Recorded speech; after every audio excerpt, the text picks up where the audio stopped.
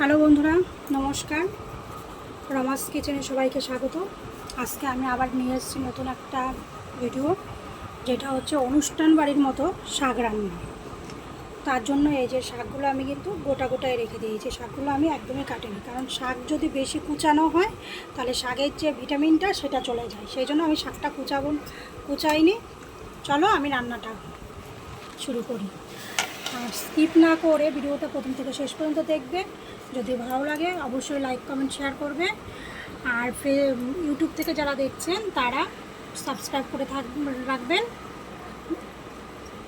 আর যারা ফেসবুক থেকে দেখছেন তারা ফলো করবেন। আর যারা ইনস্টাগ্রাম থেকে দেখছেন তারাও ফলো কমেন্ট করবেন। চলো আমি ভিডিওটা চালু করে দিলাম। প্রথমে আমি কড়াইয়ের মধ্যে আমি শাকটা দিয়ে দিয়েছি। এবার এর মধ্যে আমি নুন দিয়ে দিচ্ছি। আমি কিন্তু এই শাকের জল এক ফোঁটাও ফেলবো না, পুরোটা জলে আমি শাকের সাথেই রেখে দেবো। কারণ শাকের যে ভিটামিনটা সেটা জলটা যদি সেদ্ধ হওয়ার পর ফেলে দেওয়া হয় তাহলে শাকের ভিটামিনটা চলে যায়। এবার আমি ঢাকা দিয়ে রেখে দেবো সেদ্ধ হোক। এবার ঢেকে ঢেকে আমি শাকটাকে সেদ্ধ করব। এই যে আমার পুরো জলটা শুকিয়ে গেছে শাকে। এবারে এগুলোকে আমি এইভাবে ঘেটে দেবো।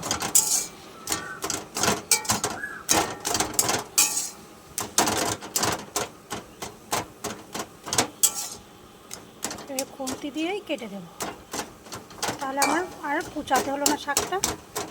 আর শাক কুচিয়ে ধুলে শাকের ভিটামিন চলে যায়, জল সেদ্ধ করে ফেলে দিলেও ভিটামিনটা চলে যায়।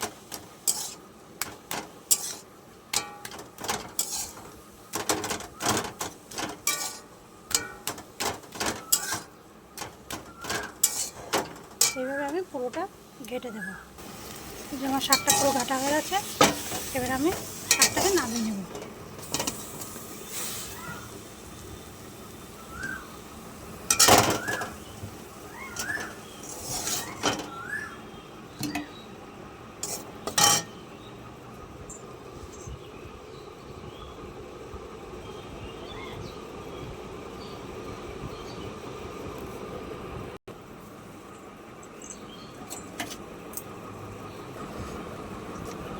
শুকনো লঙ্কাটা দিয়ে দিলাম গোটা ভেজে রাখার জন্য।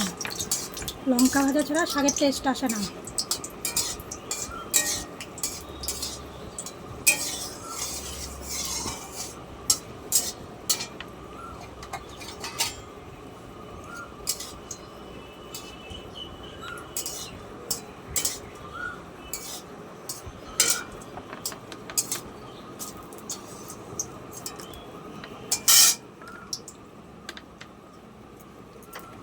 এবার আমি এর মধ্যে কিছু দিব না, এই শাকটা দিয়ে দিচ্ছি।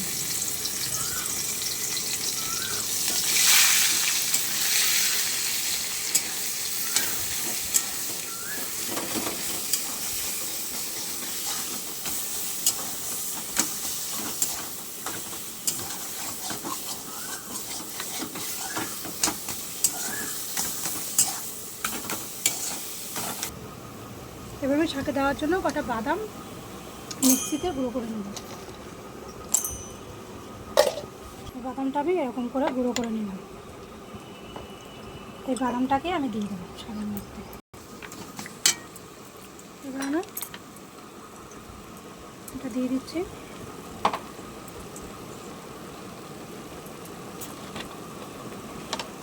একটু ঘি দিয়ে দিলাম।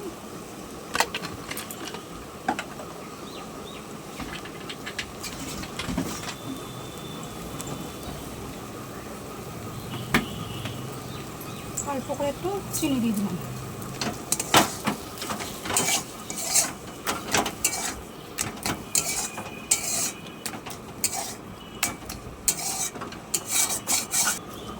আমার শাক রান্না হয়ে গেছে, এবার আমি নামিয়ে নেব।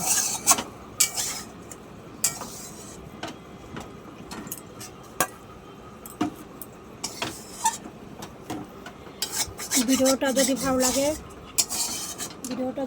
লাগে তাহলে অবশ্যই লাইক কমেন্ট করবেন, আগেই বলে দিয়েছে। আজকের মতো ভিডিও এই পর্যন্ত। সবাই ভালো থাকবেন, সুস্থ থাকবেন।